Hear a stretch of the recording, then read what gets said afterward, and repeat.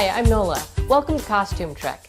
Today, I'm going to show you how to take your finished costume and make it look like it just walked off of a movie set.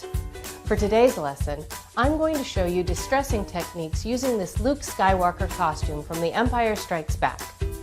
The first thing I did was to get the packaging wrinkles and creases out by putting it in the dryer with a wet towel for about 15 minutes.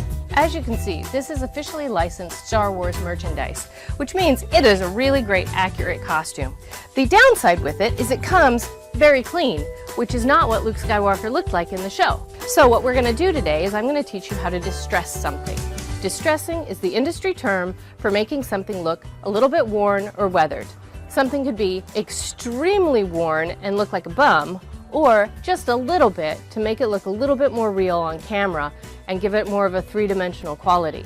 Almost every garment that you see in any movie or on stage is going to have a little bit of distressing. Just because something is distressed doesn't mean it's completely worn out, and there's many ways to do it. So let's get started. You always want to have some sort of garment paint smock so that you don't get your clothes completely destroyed, because believe me, you will. I'm starting with the leather spray. Leather spray is great to use on clothes because it doesn't crack or break or anything like that. It is more expensive than regular spray paint, so use it sparingly. I'm starting off with a shade slightly darker than my garment, and I'm going to hit all the seams lightly. Don't worry about any splotches, that just looks like age. Don't be embarrassed about going for the crotch and the butt region, because if you don't, it will look white and look super clean, and that looks even more weird. So just a light dusting. Next, a little bit darker of a color. Remember when you're done with your spray paint to hold it upside down for a few seconds. That clears the nozzle so that it doesn't get clogged. Now I can tell in the original pictures they used a lot of green. So I've got this nice olive drab green. This is regular spray paint, but this will also work. Again, I'm gonna hit the seams a little bit with that. Now if you're a super professional, like my friend Gail, she uses an airbrush, which gives you a lot more control than what we've got here, but this is something that anybody can do. Somebody asked if I can wash this after it's done. The garment itself is dry clean only, so you're only ever going to be able to dry clean it. But yes, you can dry clean it. If it was washable, you could put it in the washing machine. It'll lighten up a little bit, but you'll still get, in fact, over time it'll even get better, which is awesome. One of the tricks also when you're doing distressing is you want to use multiple colors. You don't want to use just browns or just greens or anything like that. You want to use a variety. You want to use at least 3 different colors on it.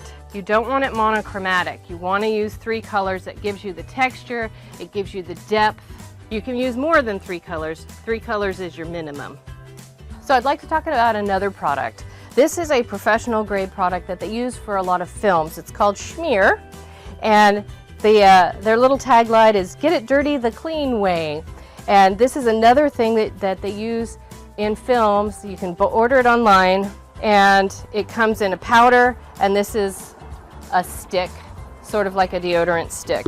As you can see, I've carried it around a lot. It doesn't do so well in the heat, it melts. But I keep this in my on-set kit, so whenever I'm on set, I have a way to clean things. This will wash out. It won't necessarily wash out completely, so you have to be careful when you're using this stuff. So here I am putting some right on my seam again with the seams. It just is a really great way to get it all in the right spots.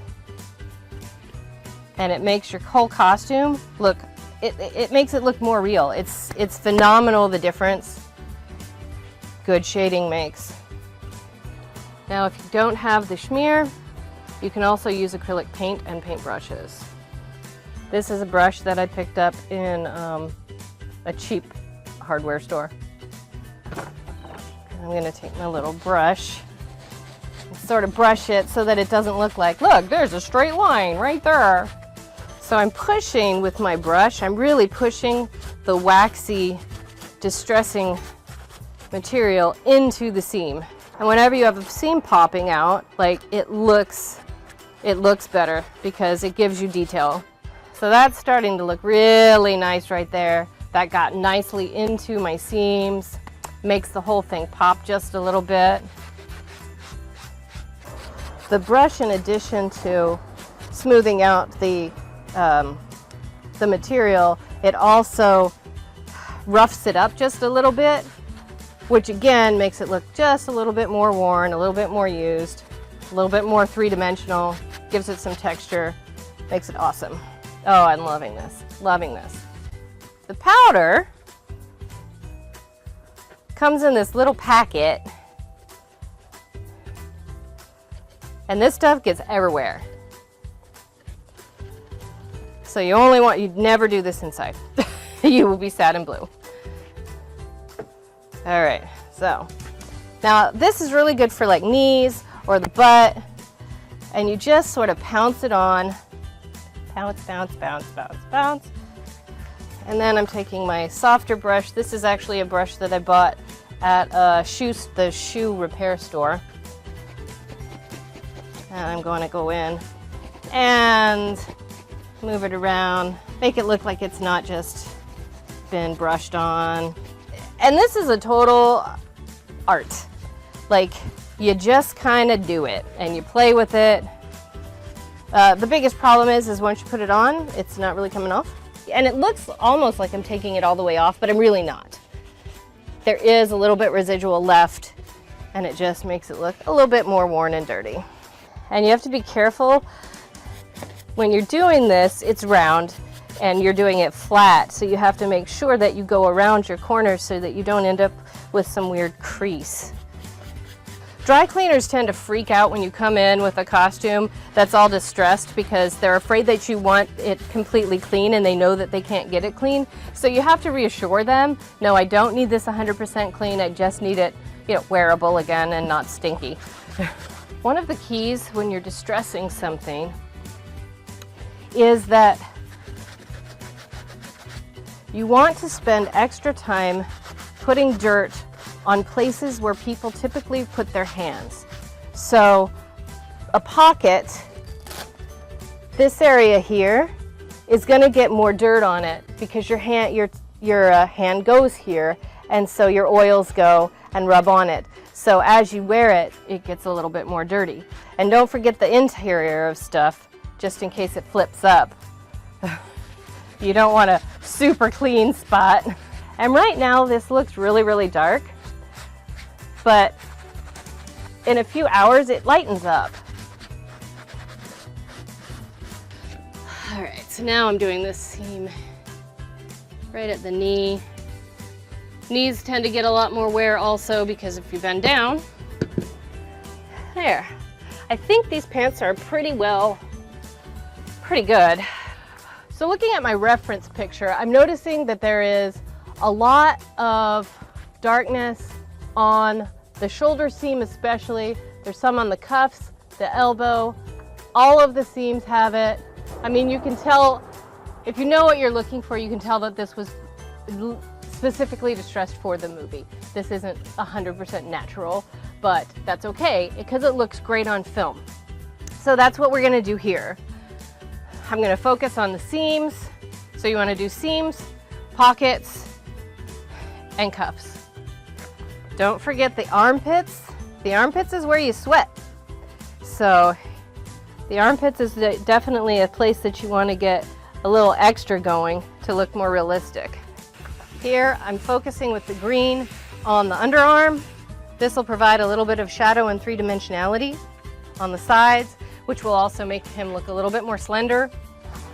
If you don't want quite as much aging as I'm doing here, you still want to go over all of your seams, but what you can do is just use a color that's closer to your outfit. So it won't be as much of a contrast. So you still want to do all of this, just do it with a closer color. Distressing is all finished. And what I'm gonna do now is I'm gonna throw it back in the dryer with the wet towel for another 5 minutes so that some of it sort of sets in, and also it'll fade just a little bit, which I think is good.